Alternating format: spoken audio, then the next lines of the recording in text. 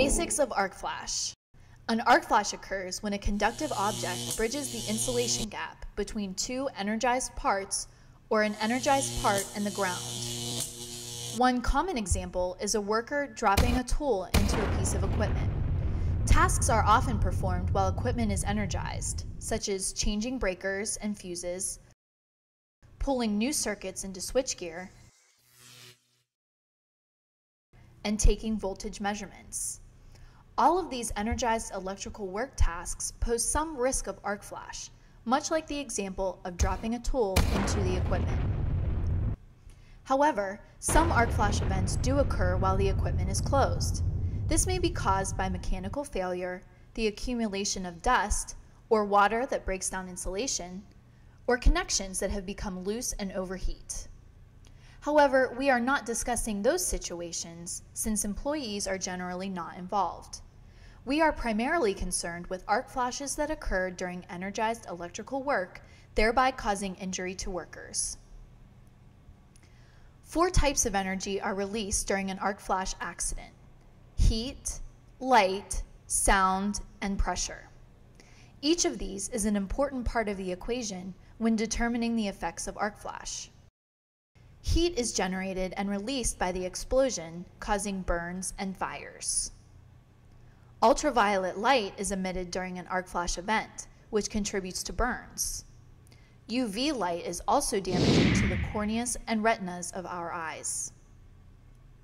During the explosion, nearly 160 decibels of sound may be produced, which can be damaging to ears if they are unprotected. Standard ear protection consists of foam inserts placed within the ear. Those inserts may melt under the intense heat of an arc flash, so non-flammable ear protection is essential. Pressure is the final energy released during an electrical arc. This pressure wave is known as an arc blast and can range from hundreds to thousands of pounds per square foot of pressure. Some arc blasts may be powerful enough to lift and move the electrical worker from the site of the explosion. The NFPA is so concerned with arc blast that they have established a limit at which energized electrical work can be performed. If the estimated arc flash energy of a piece of equipment exceeds 40 calories per centimeter squared, the electrical system should be de-energized before the work is performed. A common definition for arc flash hazard is a dangerous condition associated with the release of energy caused by an electrical arc. As shown in Part 1, the energies released illustrate why an arc flash is so dangerous.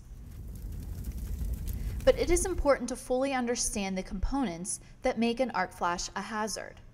They are fault current, voltage, distance, and time.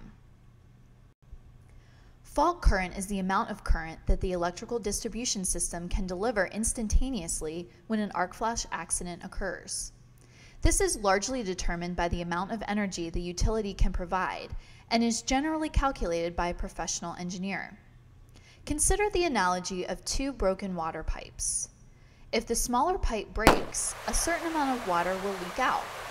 If the larger water pipe breaks, there is a great deal more potential, thus allowing a higher amount of water to leak. The idea is the same with the electrical distribution system. Small branch circuit panels typically have a lower fault current than the main electrical service of the building. Voltage is self-explanatory.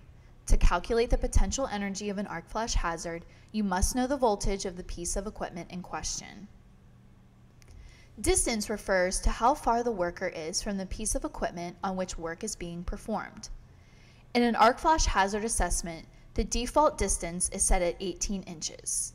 This standard value is based on the fact that workers generally work with their elbows bent, creating a distance of approximately 18 inches between the equipment and the front of their chest and face. The final component of an arc flash hazard is time, meaning the time it takes for the upstream means of disconnect to trip and de-energize the equipment. Time is considered the most important factor in avoiding arc flash hazards because that is the variable that can be controlled most easily.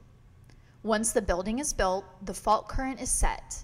The distance is a standard value of 18 inches and the voltage is a fixed value based on the equipment. Time is the only factor left that can be manipulated to lessen the potential energy released from an arc flash explosion.